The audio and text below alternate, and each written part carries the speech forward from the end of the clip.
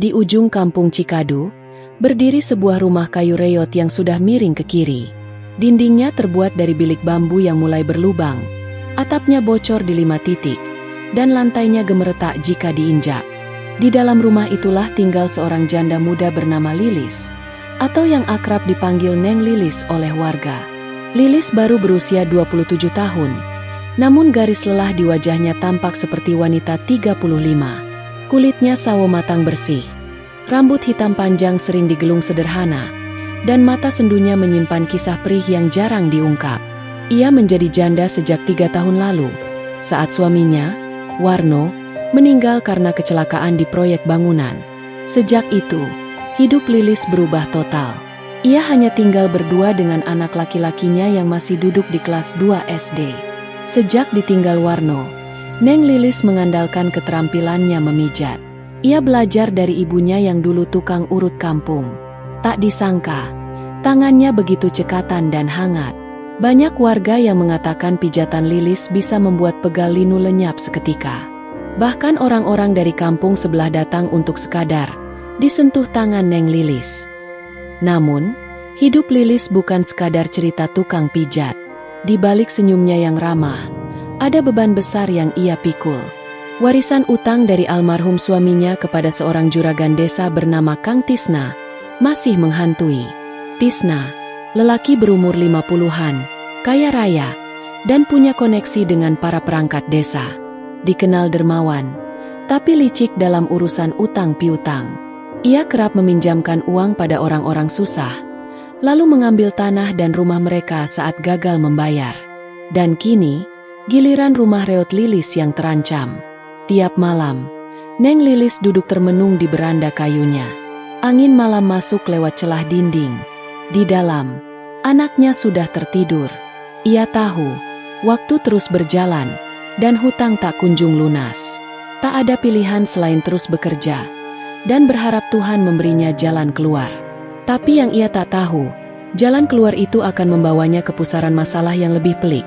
Terutama saat Kang Tisna mulai menaruh mata bukan hanya pada utangnya, tapi juga pada dirinya. Nama Neng Lilis makin dikenal di 3 kampung sekitar Cikadu. Entah siapa yang pertama menyebarkan, tapi kabar bahwa tangan Lilis bisa menyembuhkan segala pegal menyebar dengan cepat. Setiap pagi, halaman rumah reotnya sudah dipenuhi tamu, dari petani tua, sopir truk, sampai pegawai pasar yang datang diam-diam. Tangan Lilis memang bukan tangan biasa. Dengan minyak kelapa buatan sendiri, ia memijat dari ujung kepala hingga telapak kaki. Ia hafal letak urat dan simpul lelah di tubuh orang. Ia memulai dengan doa dalam hati, lalu menekan perlahan, melenturkan otot yang tegang. Dan entah mengapa, mereka yang dipijatnya selalu merasa enteng, ringan, bahkan segar seperti baru bangun dari tidur panjang. Bukan hanya kekuatan tangannya yang dicari. Sosok Lilis yang sopan, bersahaja, dan bersih membuat banyak lelaki diam-diam jatuh hati. Tapi Lilis menjaga dirinya.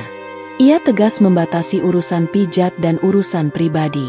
Kalau ada yang coba menggoda atau bersikap kurang ajar, ia akan segera menyudahi pijatannya.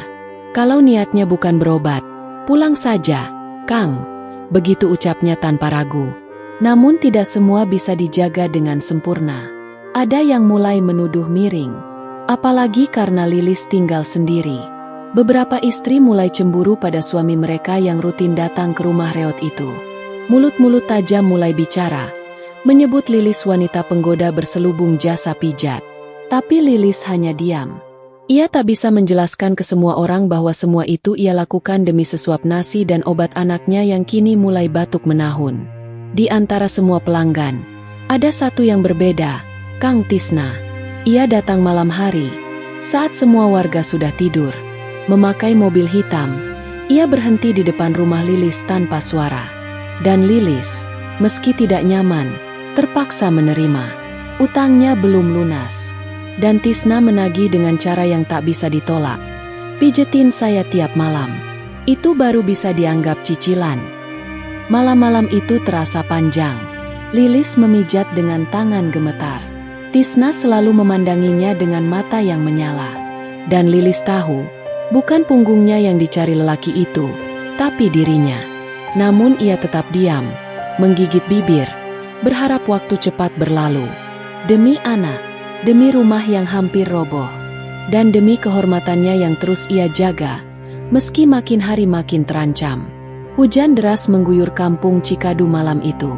Petir menyambar di kejauhan, membuat bayangan pohon di sekitar rumah Lilis tampak menakutkan. Di dalam rumah yang nyaris lapuk, Lilis duduk bersila, tangan masih bau minyak pijat.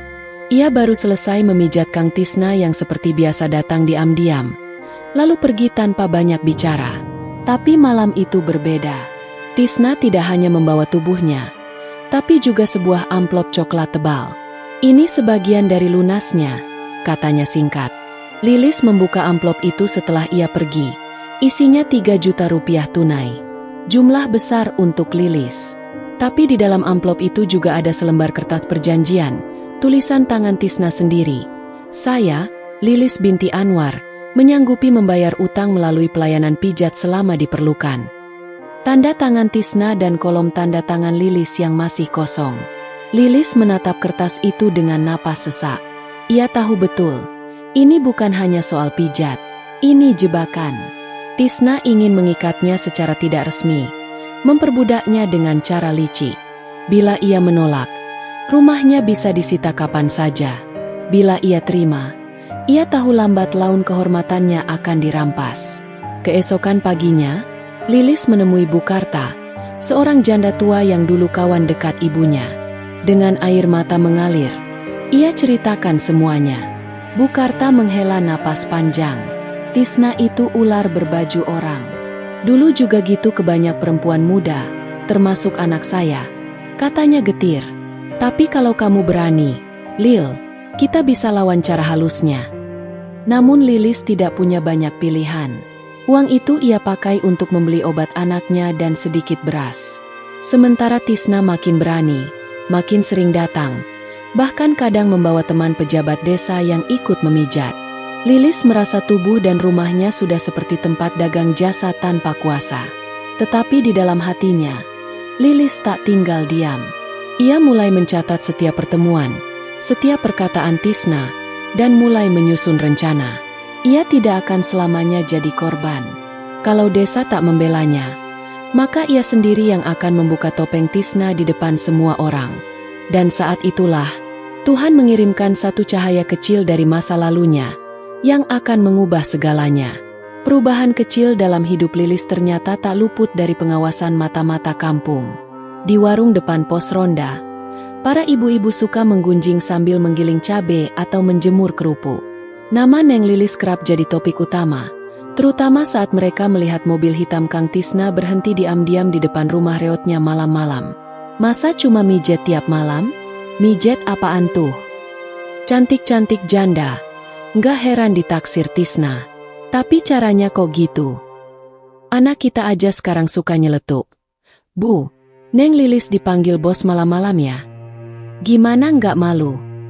Lilis mulai merasakan tatapan-tatapan sinis setiap kali ke pasar.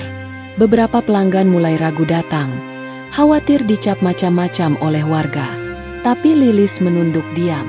Ia tahu benar, orang lebih suka menyebar gosip daripada mencari tahu kebenaran. Ia hanya menguatkan diri, menatap anaknya yang makin kurus karena sakit, lalu menarik napas panjang dan tetap bekerja. Di tengah situasi itu, datanglah Darman. Darman adalah teman masa kecil Lilis. Ia pernah duduk sebangku di SD dan sempat naksir Lilis waktu SMP, tapi tak pernah berani mengungkapkan. Bertahun-tahun merantau ke Cikarang, kini Darman pulang ke Cikadu setelah di PHK dari pabrik. Ia menyewa rumah kecil dekat kebun, dan suatu pagi melihat Lilis tengah menyapu halaman dengan wajah pucat. "Lilis?" sapanya, nyaris tak percaya. Lilis menoleh, matanya sayu, tapi masih bisa tersenyum kecil. "Darman, kamu balik kampung?" "Iya, gak nyangka ketemu kamu di sini lagi. Kamu makin dewasa sekarang. Kalau kamu makin kelihatan lelah, Lis." Percakapan itu membuka pintu lama yang pernah tertutup. Darman pun akhirnya tahu keadaan Lilis dari cerita-cerita warga, lalu diam-diam menyelidiki. Ia mulai mencurigai Kang Tisna dan menggali informasi tentang jaringan rentenir dan penyalahgunaan kuasa Tisna di koperasi desa. Sementara itu, Lilis makin tertekan. Malam demi malam makin gelap. Ia ingin melawan, tapi merasa sendirian. Ia tak tahu, di balik diamnya, Darman tengah menyusun strategi kecil, berawal dari cinta masa lalu tumbuh menjadi tekad untuk menyelamatkan seseorang yang dulu selalu memberi terang di masa kelamnya. Hujan bulan Maret mengguyur kampung Cikadu hampir setiap malam. Udara lembab menyelimuti rumah Lilis yang sudah mulai keropos. Atap bocor di sudut ruang tengah dibiarkan menampung air dengan ember plastik. Namun bukan genteng yang jadi kekhawatiran utama Lilis, melainkan kondisi anak semata wayangnya, Arga. Arga sudah 3 hari tak masuk sekolah. Batuknya makin keras, kadang disertai sesak nafas. Wajahnya pucat dan tubuhnya lemas. Lilis sudah membawa Arga ke puskesmas, tapi dokter menyarankan pemeriksaan lanjutan ke rumah sakit kabupaten karena dugaan awal mengarah ke asma kronis. Biaya yang dibutuhkan? 3 juta lebih. Jumlah yang tak mungkin ia kumpulkan dalam waktu dekat. Apalagi utangnya pada Kang Tisna belum juga lunas. Lilis merasa dunia mulai runtuh. Ia duduk di sudut ranjang, memandangi Arga yang terlelap dengan nafas berat. Dalam tangis diam, ia berdoa dalam hati, berharap ada keajaiban. Ia rela memijat 100 orang sekalipun asal anaknya sehat.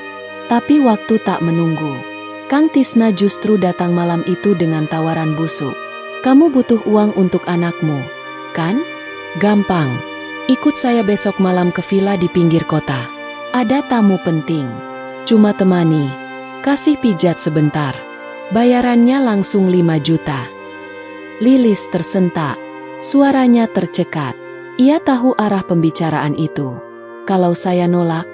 Tanyanya pelan. Yah, sayang kalau anakmu tambah sakit. Rumah juga bisa disita, kan? Tisna meninggalkan rumah Lilis dengan senyum penuh kepuasan. Ia tahu tekanan hidup Lilis tak memberinya banyak pilihan. Tapi malam itu, Lilis menangis bukan karena takut, melainkan marah. Marah pada hidup, pada kemiskinan, dan pada lelaki yang mengira tubuh wanita miskin bisa dibeli dengan utang. Keesokan harinya, Darman datang membawa sepiring nasi uduk dan teh hangat. Ia melihat Lilis lebih pucat dari biasanya, dan anaknya terbaring lemas. Saat itulah Lilis tak kuat lagi. Ia menangis di depan Darman, menceritakan segalanya, tentang utang, ancaman, dan Arga yang butuh biaya berobat. Darman tak menjawab panjang. Ia hanya menggenggam tangan Lilis dan berkata, "Saya bantu. Kita lawan sama-sama. Tapi kamu harus kuat. Lis, jangan menyerah." Malam itu udara kota terasa berat. Hujan turun tipis seperti kabut. Mobil hitam milik Kang Tisna melaju pelan menuju sebuah villa mewah di pinggir kota, tersembunyi di balik pepohonan pinus. Di kursi belakang duduk Lilis dengan wajah pucat dan pandangan kosong. Dalam hatinya, ia menangis, tapi wajahnya ia paksa untuk tetap tenang. Ia tak ingin terlihat takut. Beberapa jam sebelumnya, ia menitipkan Arga pada Bukarta. Ia mengatakan akan pergi memijat pelanggan di luar kota, dan mungkin menginap semalam. Bukarta mengangguk pelan, tapi dari sorot matanya, ia tahu ada firasat buruk. Di dalam mobil, Tisna bersenandung pelan, tampak puas. Tamu malam ini istimewa. Orang atas dari kabupaten. Kamu pijat baik-baik. Ya, bikin dia betah. Lilis menunduk, menahan muak.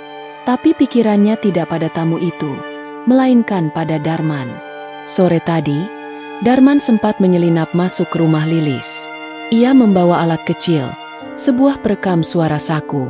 Ia menyarankan Lilis menyembunyikannya di pakaian dalam atau ikat pinggang. Kalau bisa, rekam percakapan Tisna dan tamunya. Itu bukti. Aku juga akan pantau dari jauh. Aku janji kamu nggak sendiri. Setibanya di villa, Lilis dibawa masuk ke sebuah ruangan besar. Wangi parfum mahal dan sinar lampu gantung mewah. Tisna memperkenalkan Lilis pada seorang pria tambun berkumis tebal bernama Pak Murdani. Ia tertawa keras saat melihat Lilis, lalu berkata, "Wah, ini MAH bukan tukang pijat, ini bidadari kampung." Lilis pura-pura tersenyum. Ia tahu harus main cerdas. Ia mengajak Pak Murdani ke ruang samping, menyalakan musik kecil, dan mulai memijat bahunya. Sementara itu, ia diam-diam menekan tombol perekam suara.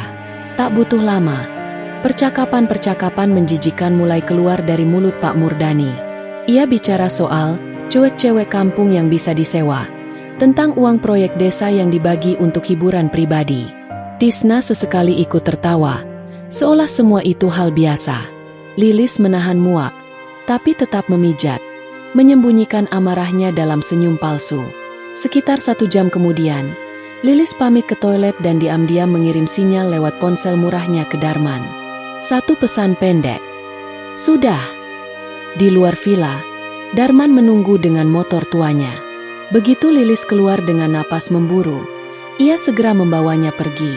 Villa itu makin jauh di belakang, tapi perekam kecil di balik baju Lilis membawa sesuatu yang lebih besar dari uang, kebenaran. Malam yang gelap itu terasa panjang. Darman dan Lilis menepi di sebuah warung tutup dekat kebun teh, jauh dari pusat kota. Lilis membuka bajunya pelan, melepas ikat pinggang tempat tersembunyinya perekam kecil. Tangan Darman gemetar saat mengambilnya, bukan karena takut, tapi karena ia tahu, isi rekaman itu bisa menjatuhkan 2 pria paling berkuasa di desanya. Sepulang ke rumah, Darman menyalin isi rekaman ke laptop tuanya. Ia mendengarkan bersama Lilis. Suara Kang Tisna dan Pak Murdani terdengar jelas, tertawa keras, merendahkan perempuan, membicarakan proyek desa dan hiburan tambahan. Ada bukti verbal soal gratifikasi, eksploitasi, dan perencanaan korupsi yang berbahaya. Lilis duduk membisu, tangannya mengepal. Darman, ini bisa buat mereka di penjara, kan? Darman mengangguk. Kalau kita berani lapor ke media atau LSM hukum, bisa. Tapi kita juga harus siap. Mereka bisa balas. Tak butuh waktu lama, langkah mereka diketahui. 2 hari setelah rekaman itu disalin, rumah Darman dilempar batu tengah malam. Beberapa tetangga menyaksikan motor tak dikenal melintas cepat. Paginya, Lilis mendapati seekor ayam peliharaan Bukarta tergantung mati di pagar. Pesan tak langsung dari orang-orang Tisna. Namun ancaman tak membuat mereka gentar. Darman menghubungi seorang jurnalis lokal bernama Mbak Sinta, yang dulu sempat menulis kasus pemerasan di daerah seberang. Ia datang diam-diam, mendengar rekaman itu, dan terdiam lama. Ini besar, katanya. Tapi kalau kalian mau lanjut, kalian harus berani tampil. Aku bisa bantu, tapi resikonya nyawa.